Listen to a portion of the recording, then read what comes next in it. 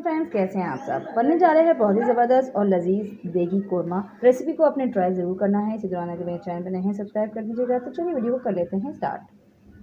बिस्मिल्लाह, video को start कर लेते हैं। सबसे पहले तो यहाँ ले लिया हमने एक कप देखी और इसके अंदर हम तकरीबन 1 कप तेल हम इसमें शामिल करेंगे। अगर आपके पास घी है तो बहुत अच्छी बात है, घी का इस्तेमाल भी कर सकते हैं। अब यहाँ पे मैंने तीन बड़े साइज़ की प्याज ली थी और उनको मैंने बिल्कुल बारीक साइज में से कट कर लिया है।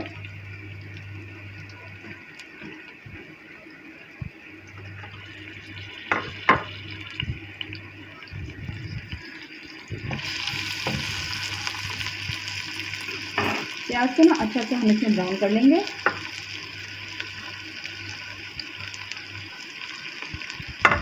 अच्छा जी, प्याज बहुत अच्छी तरह से हो चुकी है ब्राउन। आप देख सकते हैं ज़बरदस्त सा कलर आ चुका है। तो इस प्याज को हम इस ऑयल में से निकाल लेंगे और इस तरह से किसी प्लेट में डाल के इसको हम अलग से बिछा देंगे। अच्छा जी, अब यहाँ पे हम प्रेशर कुकर का इस्तेमाल कर रहे हैं क्योंकि गोश्त को गलाने के लिए प्रेशर कुकर मैंने ले लिया है। शामिल करेंगे इसमें गोश्त जो कि मैंने 1 किलो ले लिया था।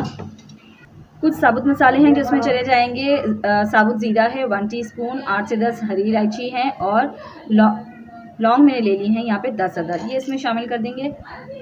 2 टेबलस्पून अदरक लहसुन पेस्ट, 2 तेज़ पत्ते शामिल करेंगे। 2 टेबलस्पून कुटा हुआ धनिया है, धनिया powder, half teaspoon paprika powder, 1 teaspoon लाल मिर्चें कुटी हुई इस्तेमाल करें या पिसी हुई, आपकी अपनी मर्ज़ी पे है ये। और 1.5 टीस्पून में इसमें नमक का शामिल कर रही हूँ। आप अपने टेस्ट के मुताबिक नमक यूज़ करें। अब यहाँ मैंने 1 कप दही ले लिया है, तकरीबन 250 ग्राम है ये, और इसको मैंने फेंटा नहीं है। इसको मैं इसी तरह इसमें शामिल कर रही हूँ। इसी से बहुत ज़बरदस्त जो दाने आएंगे दानेदार कोरमे के, वो इसी से आ जाएंगे।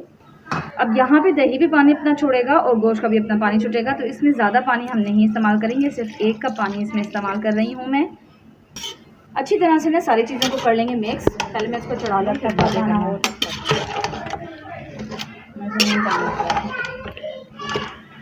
चीज़ें अच्छे से मिक्स हो गई हैं। चूल्हा मैंने ऑन कर दिया है यहाँ पे और 2 सीटी आने तक हम इसको पका लेंगे जब तक गोश्त अच्छी तरह से गल नहीं जाता। और गोश्त यहाँ पे बहुत अच्छी तरह से गल चुका है। तो अब क्या करेंगे, इसमें जितना एक्स्ट्रा पानी है उसको हम कुक कर लेंगे। गोश्त की अच्छी सी भुनाई हो रही है जब तक यहाँ पे हम एक मसाला तैयार कर लेते हैं। यहाँ 2 मैंने बड़ी इलायची ले ली हैं, 2 अदर दालचीनी स्टिक्स ले ली हैं और 3 अदर जो है छोटी इलायची हैं। और यहाँ गोश्त की भुनाई बहुत ज़बरदस्त सी हो रही है और मसाला भी जो है हमारा पिस के तैयार हो चुका है। तो मसाला इसमें शामिल कर देंगे, ज़बरदस्त खुशबू आएगी इससे, और इसके साथ ही इसको हम 2 मिनट के लिए फ्राई कर लेंगे।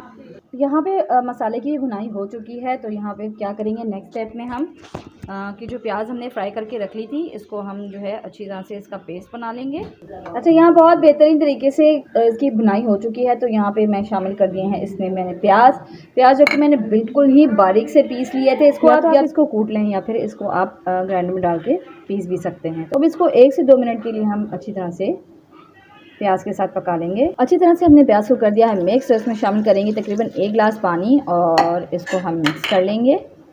पानी डालते ही देख सकते हो उसका कलर कितना ज़बरदस्त सा चेंज हो चुका है। तो 2 से 3 मिनट के लिए हम दम पे छोड़ देंगे। और साथ ही ये जो हम तेल जो हमने तला था और उसका जो तेल बच गया था अलग पैन में, वो हम इसमें शामिल कर देंगे और अच्छे से यहाँ गोश्त की कर लेंगे भुनाई।